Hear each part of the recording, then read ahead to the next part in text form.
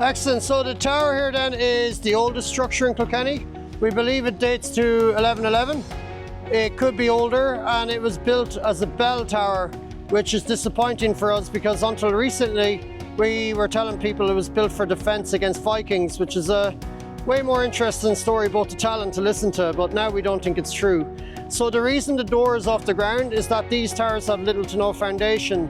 So they build the foundation effectively above the ground and the door goes above that.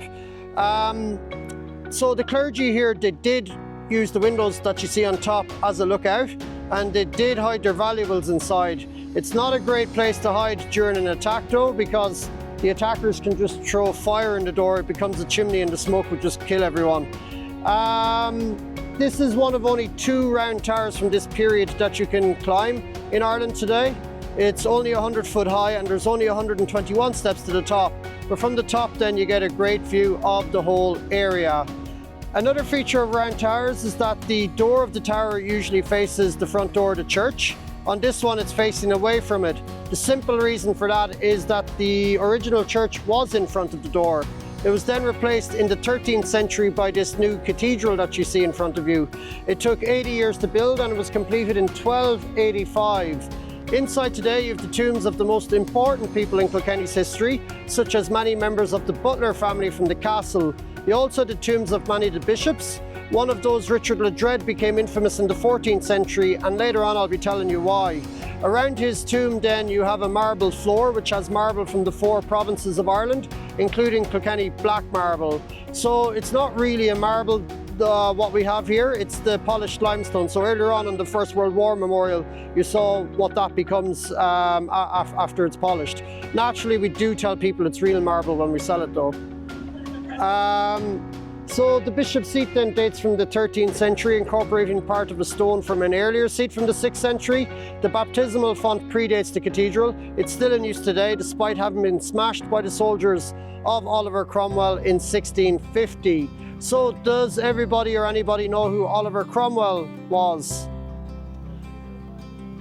For those that don't, he wanted to reform England, give Parliament more power and the King less power. To achieve that, he cut off the head of Charles I in January 1649, installed himself then as what he called Lord Protector of the Commonwealth of England, Scotland and Ireland. At the same time as the English Civil War, we have a rebellion here. Roman Catholics have taken over 2/3 of Ireland and have made Kilkenny its capital. In March 1650, Cromwell arrives, and after a 6-day siege he took over. When he took over, he turned this site into the main camp for his army, because we're on the hill here overlooking the city. And if you look on the roof of the cathedral, you can see a railing up there, and that's known as Cromwell's chair, where he sat and could look at everything going on down below. The other reason for this site being chosen was when he took over a town, he turned its main Catholic church into the camp for his, or the stables for his horses, to humiliate the church. So the soldiers here destroyed all the iconography. They also stole anything of any value. Finally, they need lead to melt into musket shot.